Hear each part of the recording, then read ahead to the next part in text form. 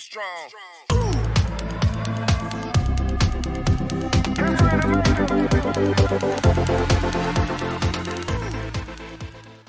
Okay, welcome first year students. MPSW వాళ్ళు మరియు MLT వాళ్ళు లాస్ట్ క్లాసెస్లో నేను నెంబర్ ఆఫ్ వరుసగా వీడియోస్ పెడుతూనే ఉన్నాను. నేను మీకు జీర్ణ వ్యవస్థ అయిపోయింది, మూత్ర వ్యవస్థ అయిపోయింది, ప్రత్యుత్పత్తి వ్యవస్థ గురించి కూడా చెప్పాను నేను. తర్వాత వినాల గ్రంథుల గురించి కూడా చెప్పాను నేను. అయితే వినాల గ్రంథులు చెప్పాను అంటే మీరు ఏంటి, అక్కడ నోట్స్ రాయాలి. చాలామంది నాకు నోట్స్ పెట్టలే. నోట్స్ పెట్టండి చెప్తా ఉన్నాను నేను. నాకు నోట్స్ రాసి పెడితే ఏమవుతుందని చెప్పి మీరు చదువుతున్నారా లేదనే విషయం నాకు క్లారిటీ ఉంది, నాకు సాటిస్ఫాక్షన్ ఉంటుంది, మీకు మళ్ళీ క్లాస్ చెప్పడానికి ఇంట్రెస్ట్గా ఉంటుంది. సో మీరు నాకు నోట్స్ రాసి పంపించండి. మీరు ఫస్ట్ ఇయర్స్ కాబట్టి ఫ్రెష్ మైండెడ్గా ఉన్నారు, ప్లస్ తర్వాత ఆల్రెడీ రీసెంట్లీ 10th కంప్లీటెడ్ కాబట్టి మీకు ఆల్రెడీ ఈ అనాటమీ ఫిజియాలజీ టోటల్గా 10th సిలబస్ ఏమవుతాం, మళ్ళీ అవే వ్యవస్థలు మళ్ళీ ఒకసారి రిపీట్ చేసుకుంటున్నాం మనం.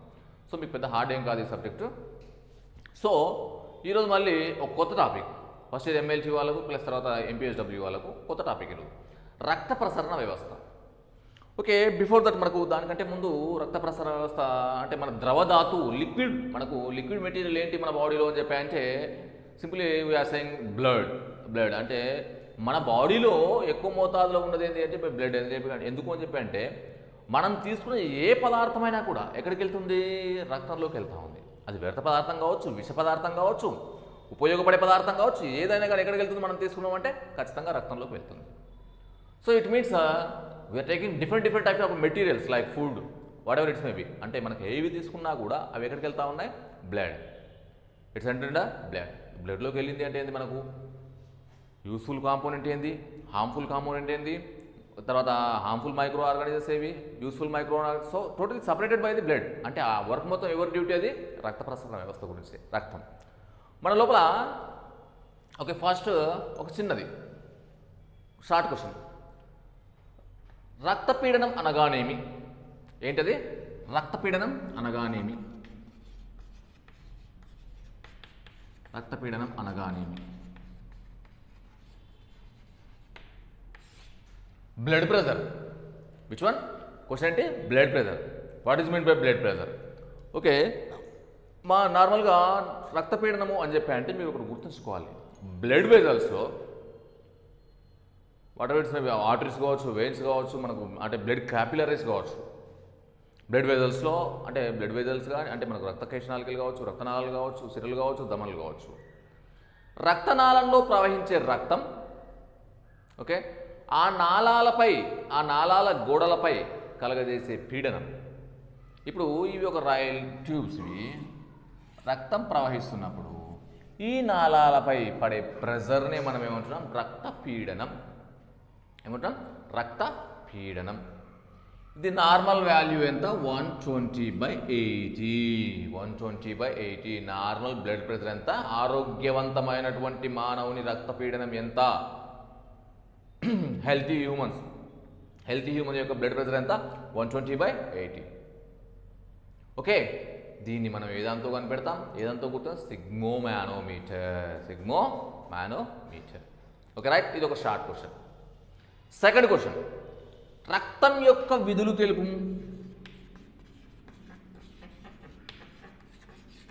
ఇది ఫస్ట్ అయితే ఇది సెకండ్. విధులు, functions of blood, uses of blood, okay, activities of blood. అంటే మనం ఏ విధంగా అడగవచ్చు, ఫంక్షన్స్ ఆఫ్ బ్లడ్ అంటే రక్తం యొక్క విధులు. ఫస్ట్ మనకు ఆల్రెడీ తెలుసు. అయితే ఫస్ట్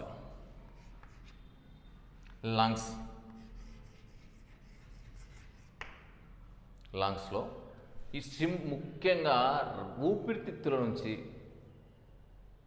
మన శ్వాసకోశం గురించి మాట్లాడినప్పుడు హీమోగ్లోబిన్తో కలిసి ఆక్సిజన్ రక్తం ఒక చోటు నుంచి ఇంకో చోటుకి ప్రయాణిస్తుందని చెప్పేసి అంటాం.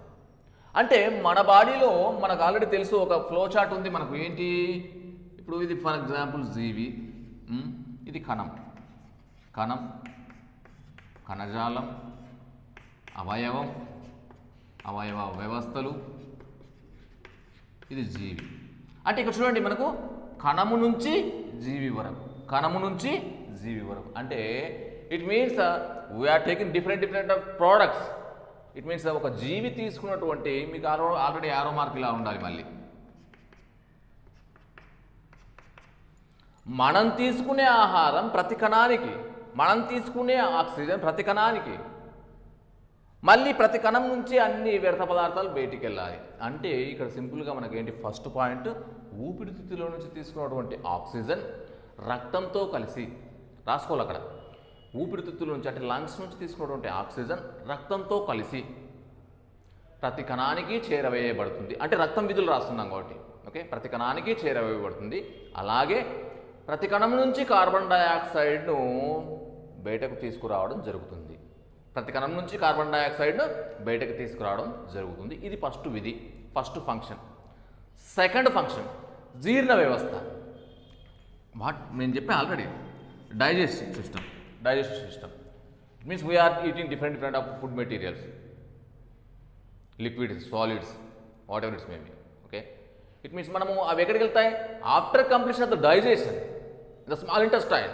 You know very well, I think village అంటే మన స్మాల్ ఇంటెస్టైన్ పైన, అంటే చిన్న ప్రేగు గోడల పైన విల్లేజ్ అనే భాగాలు ఉంటే ఆ విల్లేజ్ భాగాల ద్వారా మనం తీసుకున్నటువంటి రక్తం, మనం తీసుకున్నటువంటి ఆహార పదార్థం లిక్విడ్ ద్రవ రూపంలోకి మారి రక్తంలో కలుస్తుంది.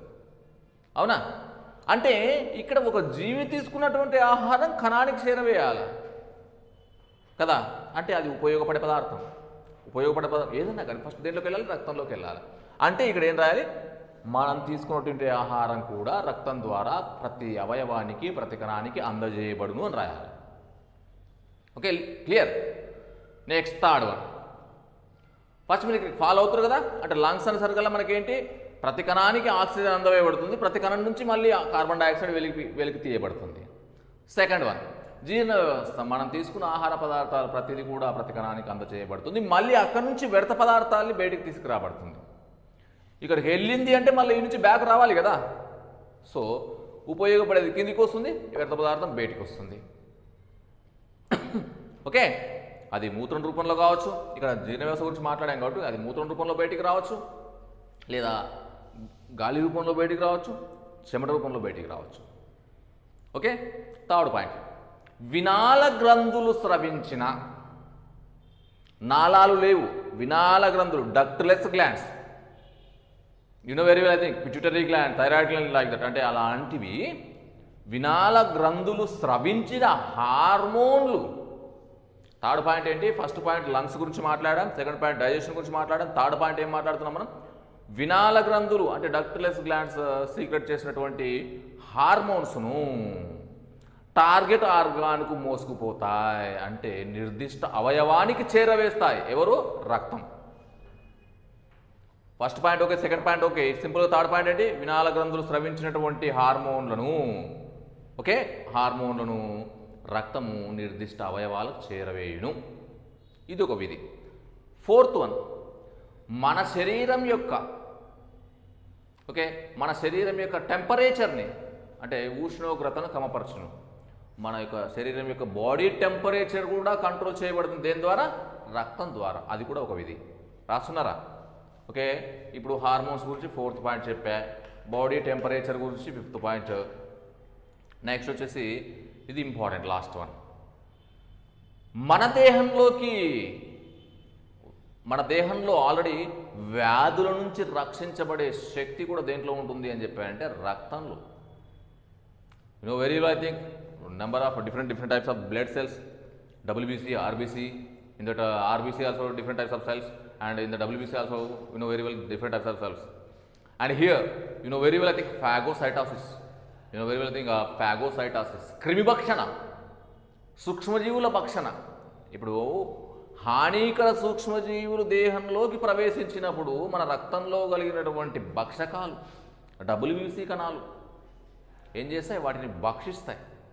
షార్ట్ క్వశ్చన్ అడగచ్చు, ఫాగోసైటాసిస్ అనగానేమి? ఇక్కడ మళ్ళీ షార్ట్ క్వశ్చన్ రావాలి ఒకటి. ఏం రావాలి? ఇది ఒక రక్తం యొక్క విధుల గురించే కాదు, మళ్ళీ ఇక్కడ మనం షార్ట్ క్వశ్చన్ సపరేట్గా రాసుకోవాలి. ఫాగోసైటోసిస్ ఇది సపరేట్. అంటే రక్తంలోకి ప్రవేశించిన సూక్ష్మజీవులను, తెల్ల రక్త కణాలు భక్షించుటను మనం ఏమంటాం? ఫాగోసైటాసిస్ అని చెప్పేసి అంటాం. మళ్ళీ ఒకసారి, రక్తంలోకి ప్రవేశించిన సూక్ష్మజీవులను లేదా వ్యాధికారక క్రిములను తెల్ల రక్త కణాలు భక్షించుటను మనం ఏమనాలి? ఫాగోసైటాసిస్. ఓకే, ఇది కూడా ఒక విధి. అర్థమైందా? సో ఈ విధులు అన్నప్పుడు ఇవి రాయాలి. ఫస్ట్ ఏమంటున్నాం, శ్వాస గురించి మాట్లాడాం, జీర్ణ వ్యవస్థ గురించి మాట్లాడాం, హార్మోన్స్ గురించి. నెక్స్ట్ వచ్చేసి okay blood temperature, body temperature, తర్వాత సూక్ష్మజీవుల గురించి. ఈ పాయింట్స్ ఖచ్చితంగా రాసుకొని మీరు నోట్స్ ప్రిపేర్ చేయండి. క్లియర్గా నిదానంగానే చెప్తున్నా, క్లియర్గా రాయండి. ఫస్ట్ ఒక క్వశ్చన్ అయిపోయిందా, సెకండ్ ఇది క్వశ్చన్. ఓకే, అర్థమైందా? రైట్, క్లియరా? మళ్ళీ నాకు మీరు ఫస్ట్ ఇయర్ వాళ్ళు, ఎంపీహెచ్డబ్ల్యూ వాళ్ళు, ఎంఎల్టీ వాళ్ళు ఈ లెసన్ విని ఈ క్వశ్చన్స్ రాసి నాకు వాట్సాప్ చేస్తేనే నేను మళ్ళీ ఇంకో క్లాస్ చెప్తాను. లేకపోతే ఇంకో క్లాస్ చెప్పను, ఇంకొక నోట్బుక్ ఉండదు మీకు. ఓకే, ఈ షార్ట్ క్వశ్చన్ సపరేట్గా రాసుకొని మళ్ళీ ఫాగోసైటోసిస్, మళ్ళీ ఈ ఫాగోసైటోసిస్ క్వశ్చన్ వచ్చేసరికల్లా నేను ఈ రక్తం విధులు వచ్చినప్పుడు చెప్పిన దీంట్లో ఒక షార్ట్ క్వశ్చన్ సపరేట్గా కడతారా బాబు అని చెప్పి రక్తం విధులు వచ్చినప్పుడు చెప్పిన. మీరేమంటారు తెలుసు తర్వాత, అవుట్ ఆఫ్ సిలబస్, ఇది మన దగ్గర లేదురా బాబు, బుక్కుల్ని దొరకలే, ఈసారి చెప్పలే మాకు.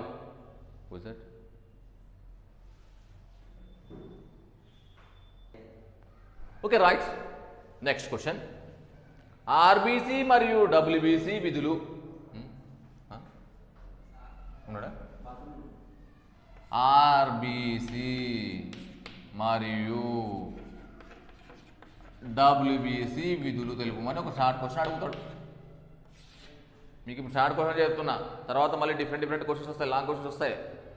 ఇంకా అంటే రక్తంలో ఉండే ప్రతి కణం గురించి మనం మాట్లాడాలి, ల్యూకోసైట్ల గురించి, లింపోసైట్ల గురించి, ఎస్నోఫిల్స్, బేసోఫిల్స్ అన్నింటి గురించి మాట్లాడాలి. అది long question. First short questions మనం ఒక గంప తయారు చేసుకుంటే తర్వాత నెక్స్ట్కి వెళ్తాం మనం. ఓకే రైట్, ఆర్బీసీ ఫస్ట్ మనం చేద్దాం. ఆర్బీసీ గురించి చెప్తాం.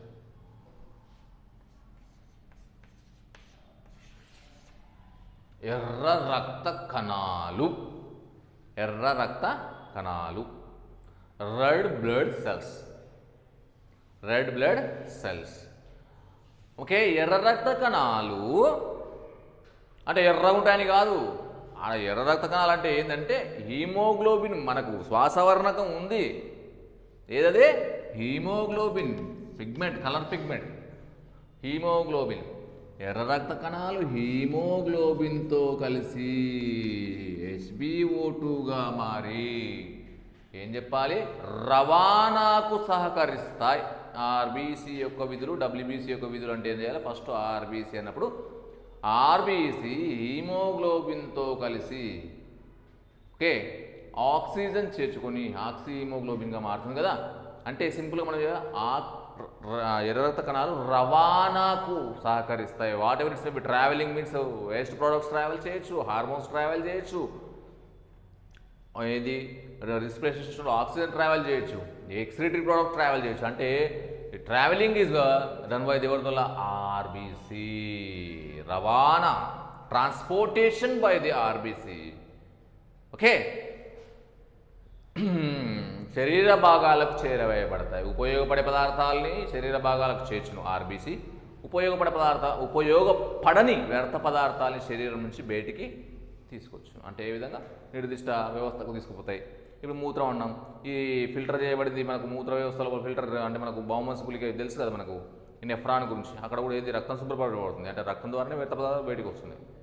ఇది ఆర్బీసీ విధి. డబ్ల్యూబీసీ తెల్ల రక్త కణాలు. ఏంటి డబ్ల్యూబీసీ అంటే ఏంటి, డబ్ల్యూబీసీ అంటే ఏంటి, తెల్ల రక్త కణాలు. ఇది దీన్ని మెయిన్ క్రియ రక్షణ. డబ్ల్యూబీసీ యొక్క మెయిన్ క్రియ ఏంటి, రక్షణ, భక్షణ.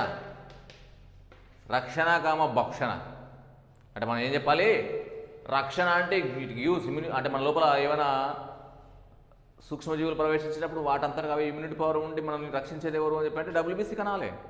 మళ్ళీ ఒకవేళ సూక్ష్మజీవులు లోపలికి వచ్చినప్పుడు చంపేసేది ఎవరు అని చెప్పంటే కూడా డబ్ల్యూబీసీ కణాలే. ఆ చంపేసే క్రియను మనం ఏమన్నాం, ఫాగోసైటోసిస్ అని చెప్పేసి అన్నాం.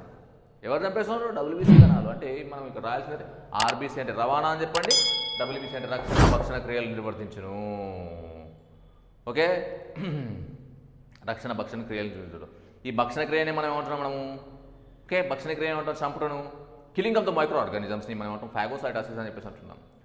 సో మీరు ఎక్కడికి వెళ్ళినా కూడా షార్ట్ క్వశ్చన్స్ కన్ఫ్యూజ్ అవ్వకుండా రాయాలి. షార్ట్ క్వశ్చన్స్ కన్ఫ్యూజ్ అయ్యారు అంటే ఆటోమేటికలీ విలాసెస్ మార్క్స్ షార్ట్గా ఉంటుంది, ఆన్సర్ తక్కువగా ఉంటుంది. Okay right. ఇక్కడ చూస్తారు కదా, ఫస్ట్ మనం డిస్కస్ చేసినటువంటి రక్తం యొక్క విధుల గురించి మాట్లాడినప్పుడు మనం ఏమంటే అది ఎక్కడైనా సరే జీవి నుంచి మనం తీసుకునే ప్రతి ఆహార పదార్థం కావచ్చు, మనం తీసుకునే ఆక్సిజన్ కావచ్చు, మనం తీసుకునేటువంటి ఏదైనా కావచ్చు, ప్రతి కణానికి అందజేయబడాలి. కనుక ఈ శ్వాస ఏమంటారు మనం రక్త ప్రసరణ వ్యవస్థలో రక్తం ద్వారా హార్మోన్లు కానీ, మనం తీసుకున్న ఆహార పదార్థాలు కానీ, మనం తీసుకున్న ఆక్సిజన్ కానీ ఎక్కడికి చేరాలో అక్కడికి చేరవేయడానికి మనకు రక్తం సహకరిస్తుంది. ఆ రక్తంలో ఎర్ర రక్త కణాలు ముఖ్యంగా రవాణాకు సహకరిస్తాయి. ఇవి ఆర్బీసీ కణాలు మనకు ముఖ్యంగా రవాణాకు సహకరించి మన నిర్దిష్ట అవయవాలకు చేరవేయబడతాయి. ఆ తర్వాత డబ్ల్యూబీసీ కణాలు ఏంటి అంటే మన లోపల ఇమ్యూనిటీ పవర్ని అంటే రక్షణకు, తర్వాత వ్యాధికారక క్రిములు మన దేహంలోకి వచ్చినప్పుడు భక్షిస్తాయి. ఈ భక్షించే క్రియను మనం ఫాగోసైటోసిస్ అని చెప్పేసి అంటున్నాం. ఓకేనా. తర్వాత మళ్ళీ ఫస్ట్ మనం స్టార్ట్ క్వశ్చన్ ఏం డిస్కస్ చేసామని చెప్పి అంటే రక్తపీడనం, blood pressure, normal human blood pressure ఎంత అని చెప్పి అంటే 120/80 అని చెప్పేసి అన్న. ఓకే. ఆ రక్తపీడనం అంటే ఏంటి అంటే రక్తనాళాల్లో లేదా అంటే రక్తనాళాల్లో రక్తం ప్రవహించేటప్పుడు ఆ గోడలపై ఉండేటువంటి ప్రెషర్ని మనం ఏం చెప్పి అంటున్నాం, రక్తపీడనం అని చెప్పేసి అంటున్నాం. ఓకే.